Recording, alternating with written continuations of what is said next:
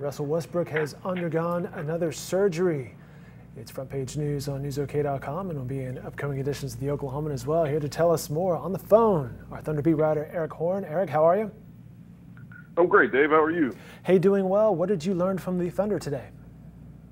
Well, Russell Westbrook, arthroscopic knee surgery on his right knee. That's the same knee that he had 3 surgeries on in that fabled 2013 year where he tore his meniscus in the playoffs. It's basically a precautionary measure. Thunder said that Westbrook had some swelling and soreness in that knee last weekend, so they wanted to make sure they got it done before it got too deep into the season. Westbrook's been extremely durable since having those surgeries in 2013, so there's no reason to believe that he's going to come back and struggle, but at the same time, it's something to monitor throughout the season, and he's certainly going to miss the preseason for the Thunder.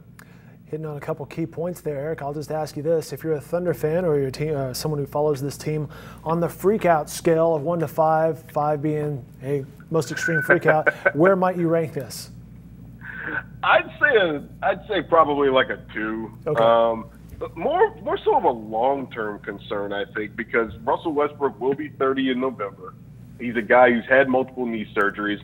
At the same time, he's kind of a freak of nature. He's an athlete who has been really great the past 3 seasons in terms of his durability. He's played in 80 of a possible 82 games for each of the past 3 seasons. So he's been one of the NBA's Iron Men in that regard. But this season, I don't think I would worry about it too much. He's gonna miss the preseason. But the Thunder wants to reevaluate him in 4 weeks, take a look at the knee, see where it's at, and he should be ready, if not that first week of the regular season, probably a week or 2 into the regular season. He might not be ready for the Golden State game on October 16th, the season opener, or that California road trip. But that would be a good opportunity for the Thunder a week before to get to take a look at him and see where he's at. I think he'll be fine. It also presents an interesting opportunity for Dennis Schroeder. This is a guy the Thunder acquired in a trade with Carmelo Anthony in July.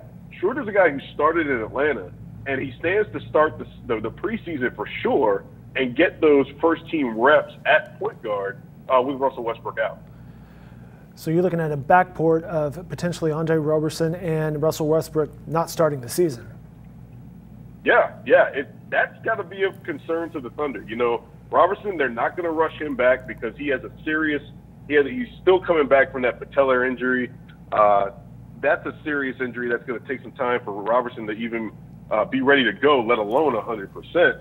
Roberson said he's targeting being back to himself, whatever that means, in December.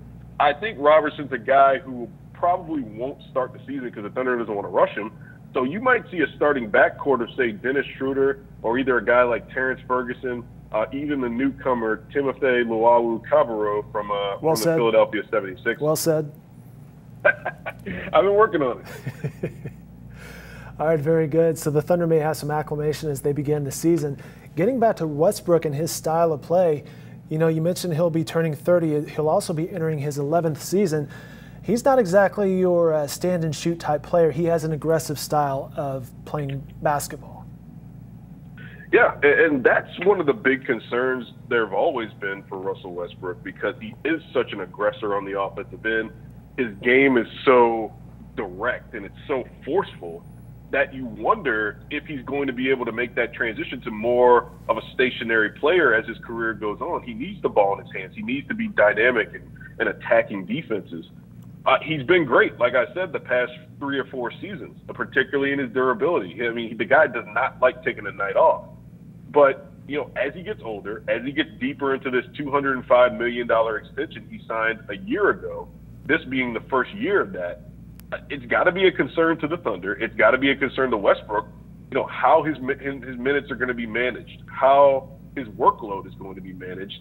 And I think that the acquisition of Dennis Schroeder is a positive in that regard because you have a guy who plays a similar style to Russell Westbrook, particularly in the pick-and-roll game, to where the drop-off isn't going to be as much as it's been in previous seasons when Russell Westbrook's not on the floor. This could be actually a blessing in disguise, as much as it can be for a guy having a surgery, because you're going to get a chance to see Dennis Schroeder engaged with those first-team players like Steven Adams and Paul George and possibly a Patrick Patterson, so they can develop some chemistry. Russell Westbrook doesn't have to worry about the chemistry aspect with those guys. He's already acclimated with those guys. Dennis Schroeder, a guy who presumably could be finishing some games with that starting lineup and Russell Westbrook, this is a good opportunity for him, particularly in preseason, to get extra reps with those guys.